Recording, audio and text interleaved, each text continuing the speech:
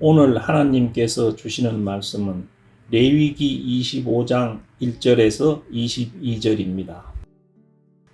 여호와께서 시내산에서 모세에게 말씀하여 이르시되 이스라엘 자손에게 말하여 이르라. 너희는 내가 너희에게 주는 땅에 들어간 후에 그 땅으로 여호와 앞에 안식하게 하라. 너는 6년 동안 그 밭에 파종하며 6년 동안 그 포도원을 가꾸어 그 소출을 거둘 것이냐. 7째 해에는 그 땅이 쉬어 안식하게 할지니 여호와께 대한 안식이라. 너는 그 밭에 파종하거나 포도원을 가꾸지 말며 내가 거둔 후에 자라난 것을 거두지 말고 가꾸지 아니한 포도나무가 맺은 열매를 거두지 말라. 이는 땅의 안식년임이니라. 안식년의 소출은 너희가 먹을 것이니 너와 내 남종과 내 여종과 내 품꾼과 너와 함께 거류하는 자들과 내 가축과 내 땅에 있는 들짐승들이 다 그 소출로 먹을 것을 삼을지니라. 너는 7 안식년을 계수할지니 이는 7년이 7번인즉 안식년 7번 동안 곧 49년이라. 7째 달 열흘날은 속죄일이니 너는 뿔나팔 소리를 내되 전국에서 뿔나팔을 크게 불지며 너희는 50년째 해를 거룩하게 하여 그 땅에 있는 모든 주민을 위하여 자유를 공포하라. 이 해는 너희에게 희년이니 너희는 각각 자기의 소유지로 돌아가며 각각 자기의 가족에게 돌아갈지며 그 50년째 해는 너희의 희년이니 너희는 파종하지 말며 스스로 난 것을 거두지 말며 가꾸지 아니한 포도를 거두지 말라. 이는 희년이니 너희에게 거룩함이니라. 너희는 밭의 소출을 먹으리라. 이 희년에는 너희가 각기 자기의 소유지로 돌아갈지라. 내 이웃에게 팔든지 내 이웃의 손에서 사거든 너희 각 사람은 그 형제를 속이지 말라. 그 희년 후의 연수를 따라서 너는 이웃에게서 살 것이요 그도 소출을 얻을 연수를 따라서 내게 팔 것인즉 연수가 많으면 너는 그것의 값을 많이 매기고 연수가 적으면 너는 그것의 값을 적게 매길지니 곧 그가 소출의 다소를 따라서 내게 팔 것이라. 너희 각 사람은 자기 이웃을 속이지 말고 내 하나님을 경외하라. 나는 너희의 하나님 여호와이니라. 너희는 내 규례를 행하며 내 법도를 지켜 행하라. 그리하면 너희가 그 땅에 안전하게 거주할 것이라. 땅은 그것의 열매를 내리니 너희가 배불리 먹고 거기 안전하게 거주하리라. 만일 너희가 말하기를 우리가 만일 7째 해에 심지도 못하고 소출을 거두지도 못하면 우리가 무엇을 먹으리요 하겠으나 내가 명령하여 6째 해에 내 복을 너희에게 주어 그 소출이 3년 동안 쓰기에 족하게 하리라. 너희가 8째 해에는 파종하려니와 묵은 소출을 먹을 것이며 9째 해에 그 땅에 소출이 들어오기까지 너희는 묵은 것을 먹으리라. 아멘. 오늘 본문은 안식년과 희년에 대해 하나님께서 명령하신 규례입니다. 오늘날 우리 시대에 적용하기에는 생소한 규례이지만 여기에 담겨있는 정신과 하나님의 뜻이 무엇인지 살펴보며 우리의 삶에 적용할 부분을 생각해 보겠습니다. 첫째는 회복입니다. 하나님은 약속의 땅에서 6년 동안 농사를 짓고 7년째는 안식하도록 명령하셨습니다. 2절에 보시면 그 땅으로 여호와 앞에 안식하게 하라고 말씀합니다. 여기서 땅의 안식은 의인화된 표현입니다. 의인화하면서까지 땅의 안식을 명하신 이유가 무엇일까요? 그만큼 땅이 우리 인간에게 중요한 하나님의 피조 세계이기 때문입니다. 땅은 영혼이 아니지만 생명의 원리가 작용하는 유기적 존재이며 인간 삶의 물리적 터전으로 주신 하나님의 은혜의 선물입니다. 인간의 모든 것이 땅 위에 서 있고 생존을 위한 모든 작물이 땅에 뿌리를 내리며 하나님은 땅을 통해 양분과 생명의 기운을 공급하십니다. 그래서 사람이 안식해야 하는 것처럼 땅도 안식해야 합니다.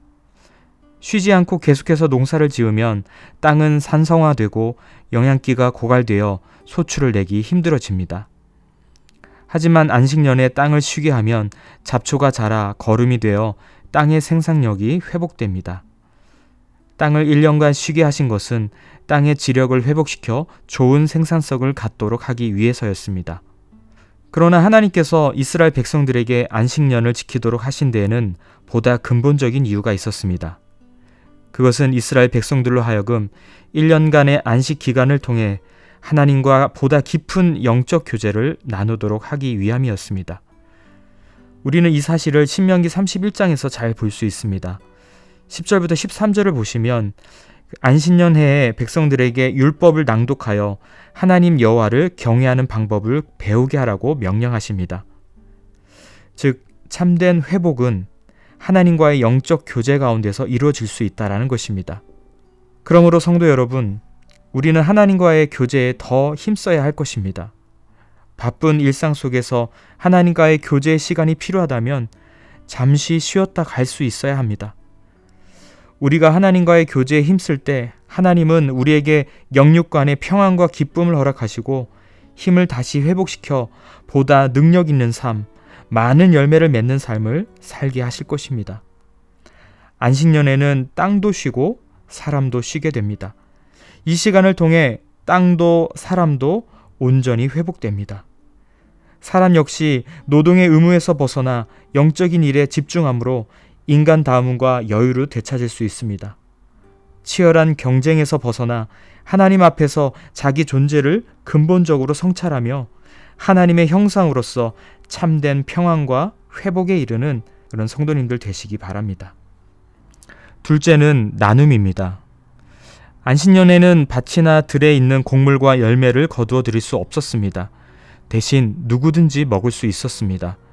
이것은 노예들과 땅을 소유하지 못한 사람들에게 특별한 혜택이었습니다. 고아와 과부, 나그네들은 필요한 양식을 마음껏 얻을 수 있었습니다. 사람이 먹은 후에 남은 곡식과 열매는 육축과 들짐승의 몫으로 제공되었습니다. 이는 안식년을 통해 땅이 있는 사람이나 없는 사람, 심지어는 동물까지도 소산을 먹을 권리가 있음을 가르쳐 줍니다. 이들이 먹고 사는 모든 것이 그 땅의 주인 되시는 하나님의 손에 달려있다는 것입니다. 땅의 주인은 하나님이시기 때문에 그 누구도 임의로 독점할 수 없습니다. 이 안식년을 통해 이스라엘 백성들은 하나님의 긍휼과 사랑을 실천하게 되었습니다. LA 다저스의 클레이튼 커쇼는 해마다 가장 뛰어난 투수에게 주는 싸이 영상을 3번이나 수상한 메이저리그 정상급 선수입니다. 그는 항상 자신에게 주어진 재능과 성공을 하나님으로부터 받은 선물이라고 고백하며 시간이 날 때마다 나눔을 실천하였습니다. 2007년 아내 앨런과 함께 잠비아에서 고아들을 돌보며 첫 선교 활동을 시작한 이후에 그는 비시즌 때마다 단기 선교를 가서 아이들에게 많은 사랑을 나누어 주었습니다. 그리고 커쇼가 삼진을 잡을 때마다 $100씩 기부한 돈으로 아프리카 어린이들과 미국에 있는 저소득층을 위한 다양한 자선 활동을 벌이고 있습니다. 그는 한 인터뷰에서 이렇게 말했습니다. 이러한 선행은 하나님께서 주신 기반을 사용하는 것입니다. 자선 사업으로 생각하지 않고 청지기 직분이라 생각합니다. 하나님께서 우리에게 주신 것이 무엇이든 우리는 그것을 위한 그릇일 뿐입니다. 모든 선물은 하나님의 선물이며 저는 선한 청지기가 되기에 노력하고 있습니다. 이처럼 우리에게는 모든 것이 하나님께로부터 왔음을 알고 하나님의 청지기로서 주인의 뜻에 맞게 나눔과 섬김을 실천해야 할 책임과 사명이 있습니다. 믿는 자들이 소유에 대한 과도한 집착에서 벗어날 때 비로소 세상의 빛과 소금이 될 수 있습니다. 우리도 하나님으로부터 받은 것을 다른 이웃을 향해서 나눌 수 있기를 바랍니다. 그것이 물질이면 물질로, 재능이면 재능으로 주변에 흘려보내시기 바랍니다. 셋째는 평등입니다. 7번 안식년을 지낸 다음 해 50년째 되는 해는 희년으로 지키라고 하십니다. 이스라엘 모든 백성이 지은 죄를 회개하고 용서받을 수 있는 7월 10일, 즉 1년 중 가장 거룩한 날인 속죄일에 뿔나파를 불면서 희년은 시작되었습니다. 안식년이 가난한 자의 곰핍한 형편을 채워주었다면 희년은 가난한 자들이 새로운 시작을 할 수 있는 기회를 제공했습니다. 땅은 판 사람들에게 돌려주었으며 종으로 팔린 자들은 가족들에게 돌아갈 수 있었습니다. 지난 1년 동안 지은 죄를 속죄받아 하나님과의 관계를 회복하는 거룩한 날, 이스라엘 백성은 자신의 형제들을 완전히 회복시켜 줄 것을 명령받았습니다. 그날에는 이런저런 이유로 인해 다른 이스라엘 백성의 종으로 있던 모든 자가 자동적으로 해방되어 자신의 집으로 돌아갈 수 있었습니다. 불가피한 사정으로 인해 일시적으로 노예가 되었을지라도 자유를 얻게 해주어 모두가 평등한 상태에서 살도록 배려하셨습니다. 이때 주인이었던 자들은 빈손으로 이들을 보내서는 안 되었으며 그들에게 소출을 풍성하게 나눠주어야 했습니다. 주인이 얻은 소출은 궁극적으로 하나님의 은혜로 얻게 된 것이기 때문입니다. 또한 지난 49년 동안 이웃이나 다른 사람에게 있던 땅은 본래의 주인에게 회복되었습니다. 다른 사람에게 합당하게 팔렸던 땅이 다시 본래의 주인에게 회복되는 이러한 일은 그 땅이 궁극적으로 하나님의 땅임을 보여주십니다. 하나님은 가나안 땅을 12지파에게 골고루 분배하셨습니다.